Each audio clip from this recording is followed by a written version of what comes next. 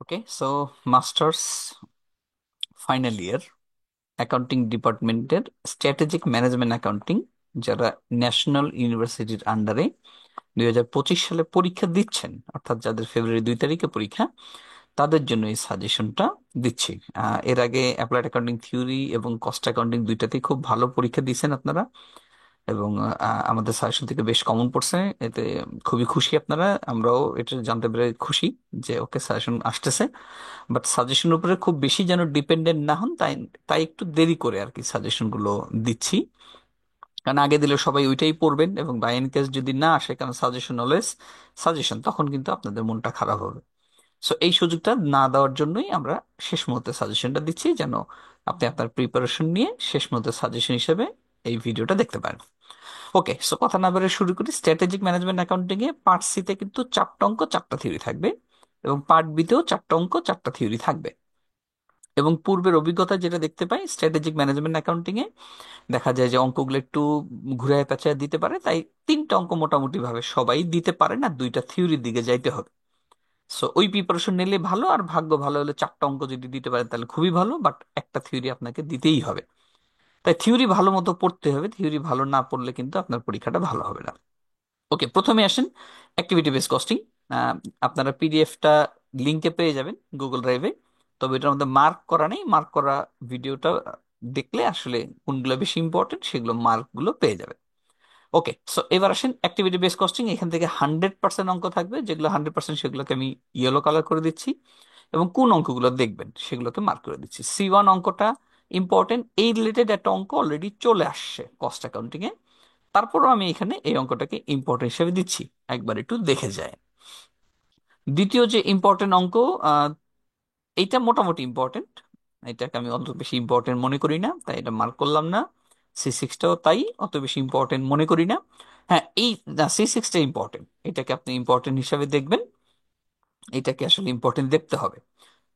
Problem 10, এটা আসলে part B এর জন্য ইম্পর্টেন্ট, এটা 2017 সালে কোশ্চেন, পার্ট বি এর জন্য এটাকে আমি ইম্পর্টেন্ট দিচ্ছি, পার্ট বি এর জন্য। আচ্ছা, প্রবলেম 2 দেখে যাইন, অত বেশি ইম্পর্টেন্ট বলবো না। প্রবলেম C9, এটা আমি অ্যাডভান্স কস্ট অ্যাকাউন্টিংও ইম্পর্টেন্ট বলছিলাম, এখনো ইম্পর্টেন্ট বলতেছি, এবং এখানে স্টার দিয়ে দিচ্ছি, এটা বেশি ইম্পর্টেন্ট। এবং আরেকটা অঙ্ক, এই প্রবলেম 1, এইটা বেশি ইম্পর্টেন্ট। আমার বিশ্বাস এই 2টা অঙ্কের মধ্যে একটা অঙ্ক বা এই রিলেটেড একটা অঙ্ক আপনি পরীক্ষা হলে পাবেন। ঠিক আছে, সো এটাকে ভালো মতো করে।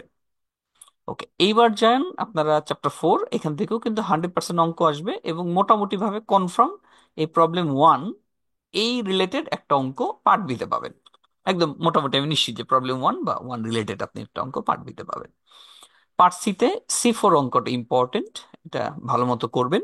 সোজা অঙ্ক বাট ইম্পর্টেন্ট, এখানে কিন্তু টাকার অ্যামাউন্ট চেঞ্জ হয়ে আসতে পারে, হুবহু আসবে না, ওইভাবেই এটা মাথায় রাখবেন।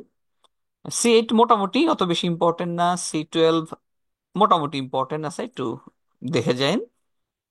ইয়েলো মার্ক করে দিলাম। C11টাও মোটামুটি একটু দেখতে পারেন, এত বড় অঙ্ক এখন আর আসবে বলে মনে হয় না।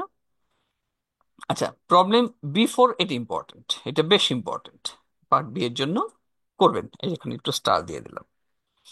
আমার কাছে এই অধ্যায়ের মোস্ট ইম্পর্টেন্ট অঙ্ক মনে করেন প্রবলেম এই C9, এইটা বা এই রিলেটেড অঙ্ক আপনার পরীক্ষায় আসতে পারে, এই জন্য এটাকে একটু বেশি গুরুত্ব দিয়ে দেখবেন।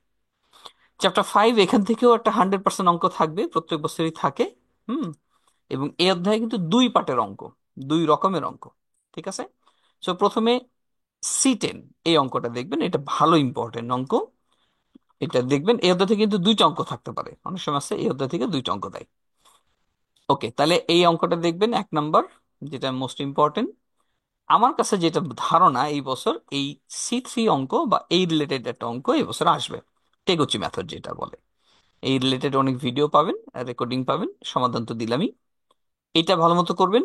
আর C চার্ট, এই যে চার্টের যে অঙ্ক, এর মধ্যে এই C6 অঙ্কটা করবেন, এটা ইম্পর্টেন্ট, বাট মোস্ট ইম্পর্টেন্ট অঙ্ক সামনে আসতেছে। C চার্টের এই অঙ্কটা করবেন।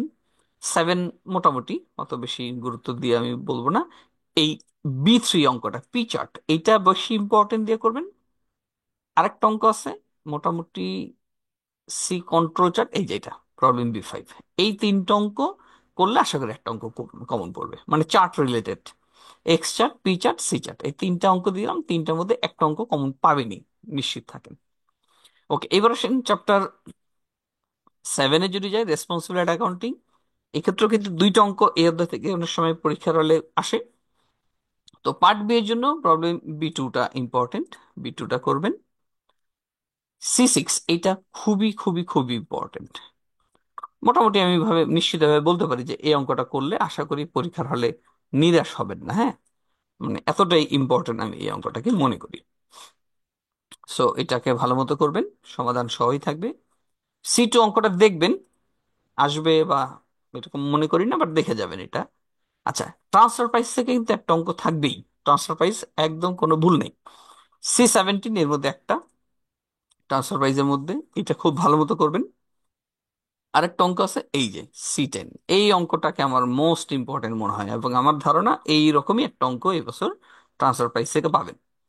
মোটামুটি ভাবে এই অঙ্কটা ভালো মতো করে যান। হ্যাঁ, কপাল ভালো থাকলে হয়তো এইরকমই, টাকার অ্যামাউন্টটা ভিন্ন, বাট এইরকমই একটা অঙ্ক কমন পাবে ট্রান্সফার প্রাইস থেকে।